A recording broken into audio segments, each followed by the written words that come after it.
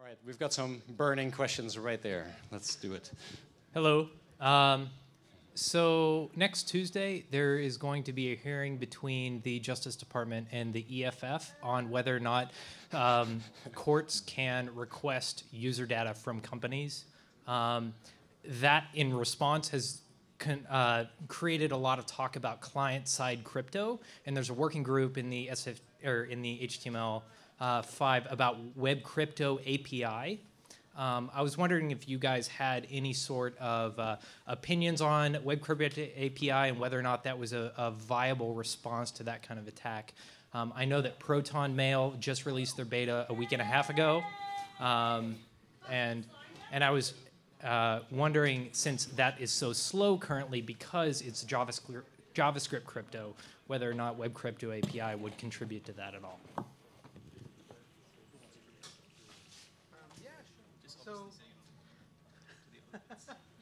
So no, I think Web Crypto is super useful.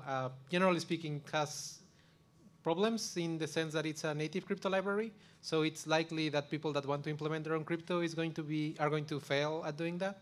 But if they use a crypto system that is well known, it's most likely that it's going to be safe. I'm not sure if I answered the question because it seemed like it was whether Web Crypto was cool. I like it.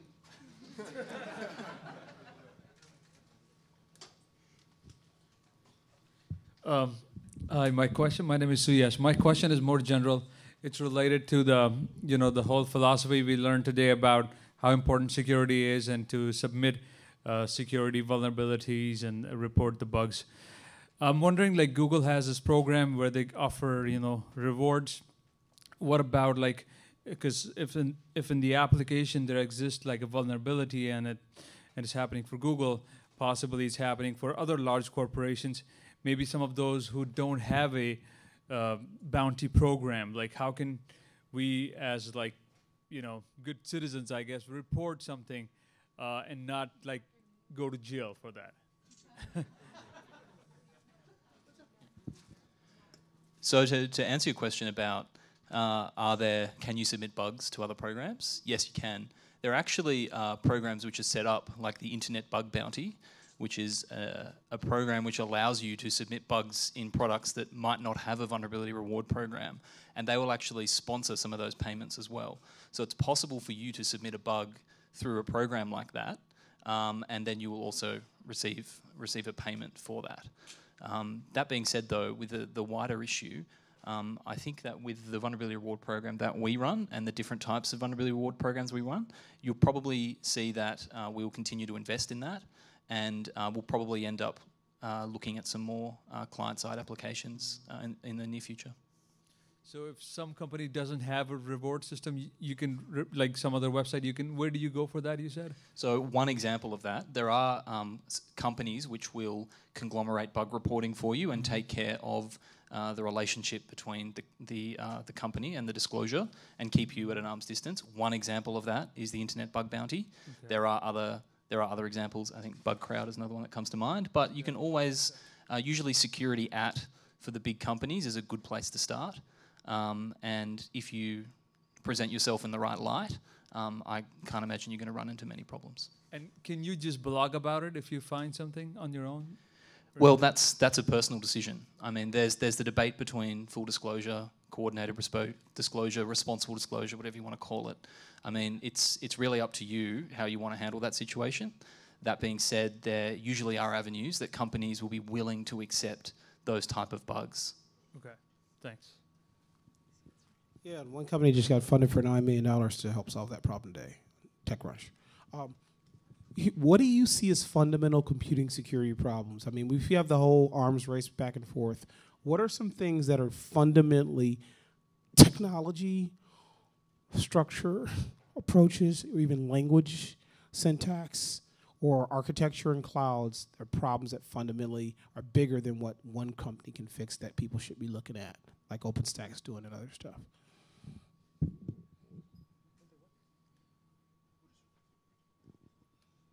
They were just a lot of scary words to me. I mean, To be honest, I think at the moment at Google we're focusing on the products that we build and how we can do that. Unless someone else has comments specifically on the wider issue, I'll hand over to Joel. I mean, I think fundamentally, we'll always have bad guys who are trying to break whatever we build. So in some sense, it'll always be an arms race. But that doesn't mean we're losing. And in fact, from my perspective, we've done a pretty good job over the last 10 years. If you compare web security and the tools available to us from 10, 15 years ago, I mean, it's just a world of difference. And even if you compare, web application security more generally to traditional application security and OS level security, we've done some pretty amazing things with the fact that one website can't mess with another website. Like that's a pretty big fundamental win. So I do think there'll always be an arms race. I'm not sure we can really avoid that. Maybe there's somebody who's got a great idea how to fix that. But I think there are leaps and bounds we take, and I actually think we're doing a pretty good job in web security. So yeah. Why is it that when we used to have secure computing and projects and other frameworks, the actual break-ins we have now cascade because it's so independent?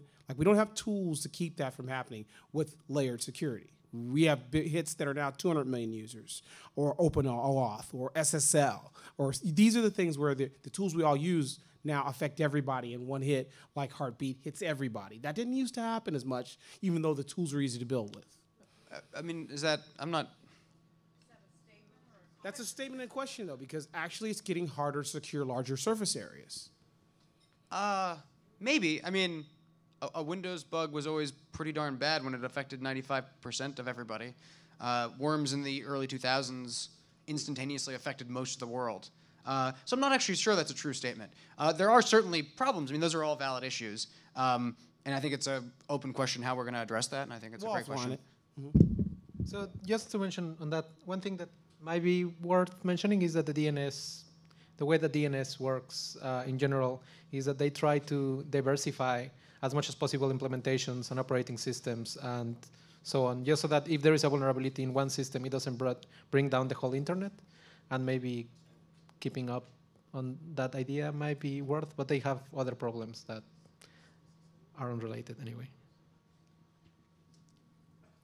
Okay, so this is mainly based toward Eduardo and your talk.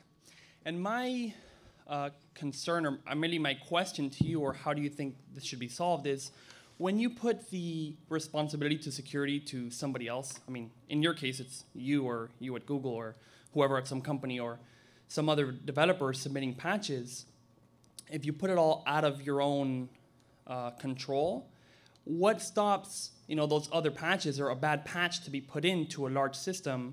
For example, a very recent famous example is, let's say, the Heartbleed bug. Yeah, everybody's relying on this SSL, or everybody's relying on one specific source.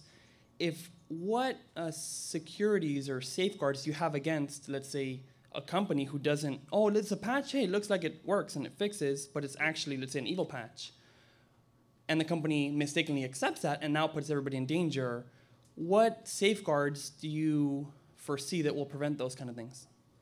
So it's very similar to what I just mentioned right now, but like one of the reasons that we're not just sponsoring one framework, for example, is because we want to make sure that that people have options. So for example, in one case, if there are several frameworks that have roughly the same qualities or values and people can choose and compete between them, like you can choose which one we want to use, then you're most likely only half of, if there are 2, then half of the internet will be broken. If there are 20, then 1/20 of the internet will be broken.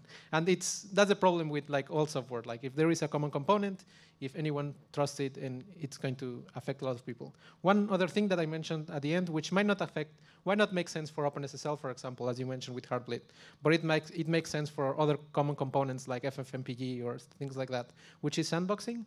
So if you sandbox things that have very specific set of constraints that only need to do a specific subset of job, then vulnerabilities in that system are not going to have as big of an impact as they will have otherwise. Okay, good. And then just on the one point to query on that, the sandbox itself, would that be in any way vulnerable to, say, somebody bugging the sandboxing or making it not sandbox? Is that possible? That will be a a feature of the operating system or of the platform. So for example, I don't know, in BSD you have like just chroot jails, or like in Linux you will have like the seccomp or like whatever sandbox. I don't know, Windows has their own, Mac OS has their own. In the web framework we have appropriately named iframe sandboxes and CSP that can be somewhat used for sandboxing as well. So it's a feature of the framework. If the browser is broken, then the internet is broken as well. But like then you have several browsers, hopefully. I mean, it's if there is, as long as there is no complete diversification, there will always be some sort of one thing that can break the internet. OpenSSL is a great example, but there is also NSS, for example, and like many people didn't break because they didn't use OpenSSL, they use NSS. And that doesn't mean that NSS is not vulnerable. Maybe NSS is vulnerable to even something worse, but then people that use OpenSSL will not be vulnerable. That's the problem with common components.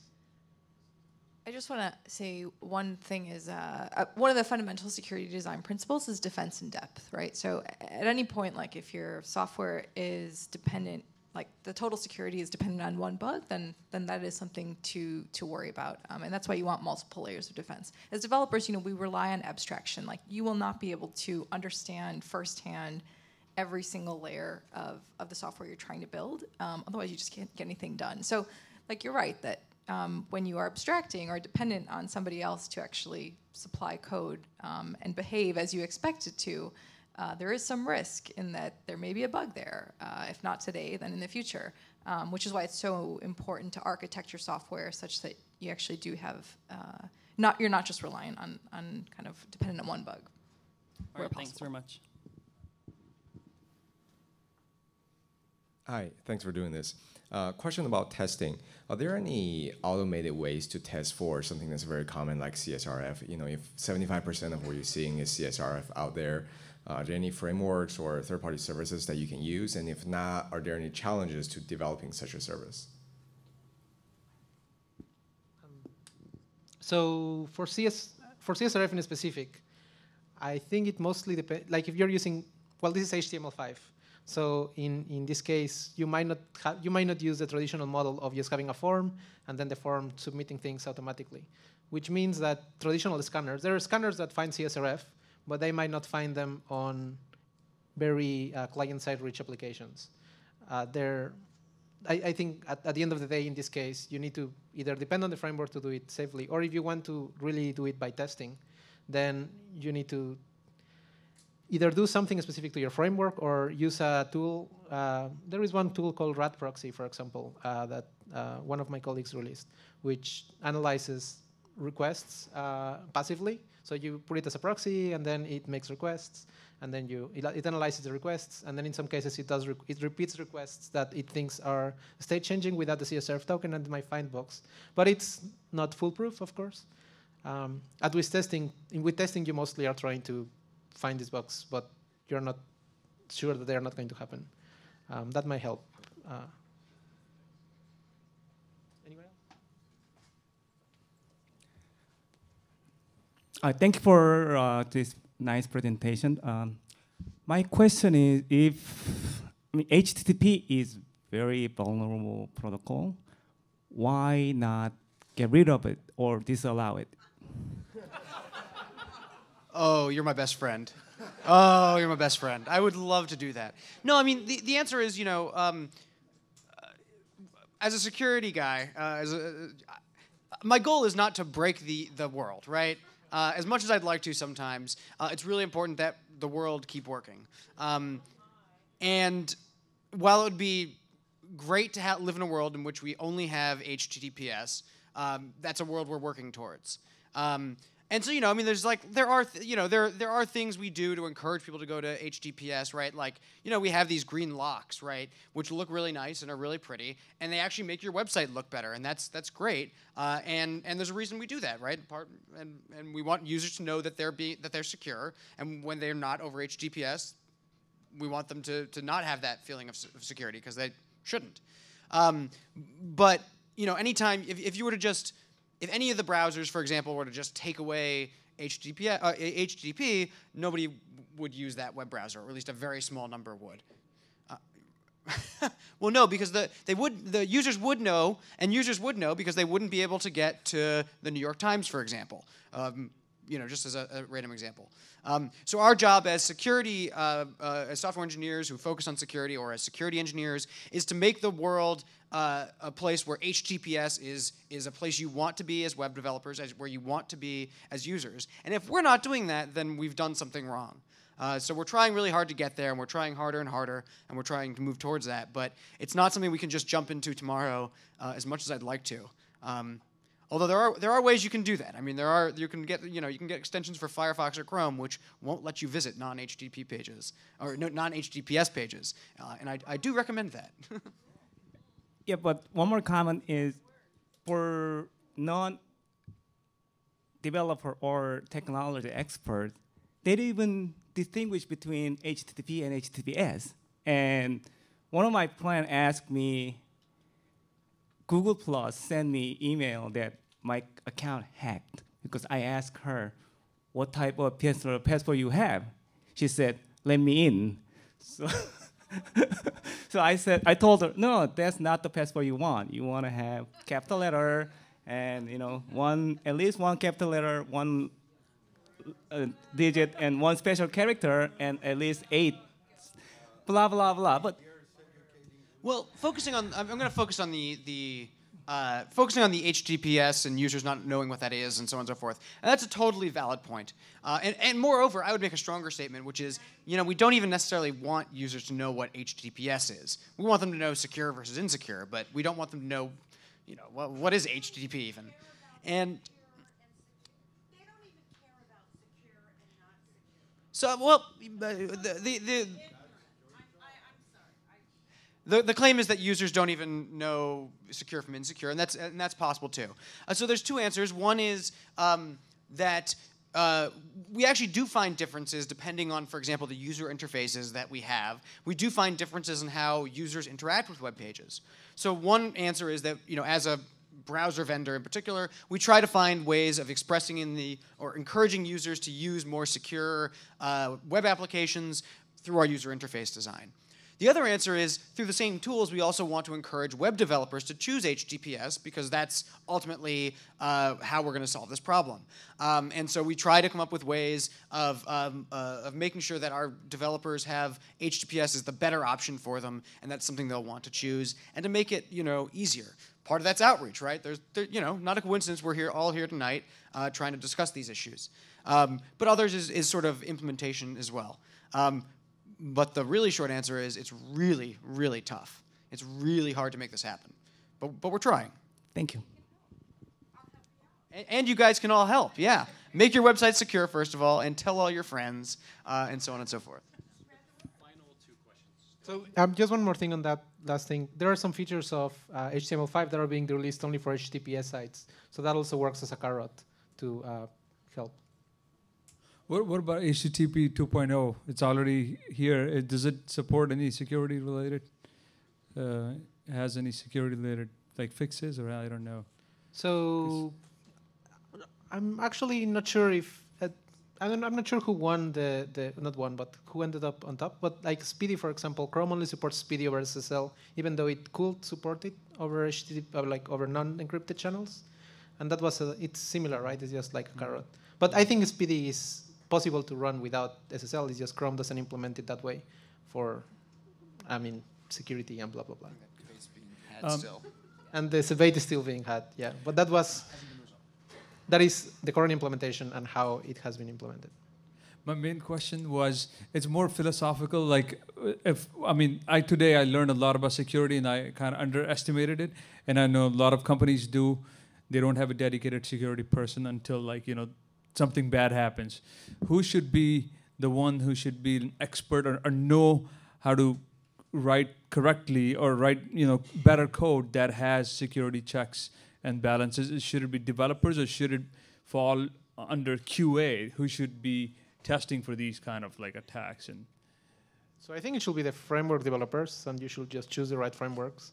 But if you want to go the way of teaching all the developers, then it shall be all the developers and all the QA testers and everyone, because all of them are humans. And I can just say one thing for at Google. It is the responsibility of everybody who's working on a product to care about security, just as similar as to care about the usability and you know, in general, the quality of the product. Security is just one aspect of the quality of the software, and I don't think you can actually delegate the responsibility to any single job role. So all software engineers are responsible for security, all product managers, all program managers. We have people that work in PR and legal, and they need to care about security too. So I really don't think it's something that you can delegate to one person, because it's a quality of software that everybody needs to care about. And that's how we make it scale and work across lots of software in a really big company. Cool. Last question for Eduardo. You said ask me in the question, like, why was I sorry about? What is that? Because I use Prezi, and Prezi is a Flash application, and I use it in an HTML5. That's why I said sorry. Okay, last question. On June 5th, there is a project called Reset the Net that is asking web developers to do one thing to improve web security. I was wondering if I could get an answer from each of the panel on, obviously, your answer is HTTPS. What are the other three panelists' opinions on what is the one thing that you could do to improve web security? And part of this movement is to, whenever you do that thing on June 5th, write about it. Like, publish it, Twitter it, or tweet it, do anything you can to talk about web security. I'm pretty sad you didn't give me a chance to answer that. But yeah, HTTPS, yes. I talked about framework security and blah, blah, blah. So just make a patch or talk to a friend, send an email to your favorite framework and tell them about what you want them to do, or do it yourself after talking with them. So I'm also a SSL evangelist, but since you're already going to do these things, and you have to go last. I guess mine would be, if you're going to use existing frameworks or components or whatever, make sure they're updated. A lot of the times, vulnerabilities are disclosed, so people know about the bugs and how to exploit them, but you actually don't get the fixes unless you update your software. So use SSL, use existing frameworks, and make sure it's all updated. Don't worry, I'm used to going last. My last name is Willis, so I was always last until the kids whose last name started with A complained, and they're like, all right, for this really annoying task, we'll go reverse alphabetical order. Willis, you're up. For me, it would be, so if you can't sell them on HTTPS and you can't sell on the frameworks, send them the XSS war game. Please, please, XSS is a huge problem. And the one thing I would do is, if you can't sell them on the frameworks and you can't sell them on HTTPS, please use the links we provided tonight and get them educated and interested in XSS. Because if we could squash that, we would be in an amazing position. Yes. Yep. Just go for it. Yep. It's always fine. Thank you. Spread the word. All right. Big round of applause for all the speakers.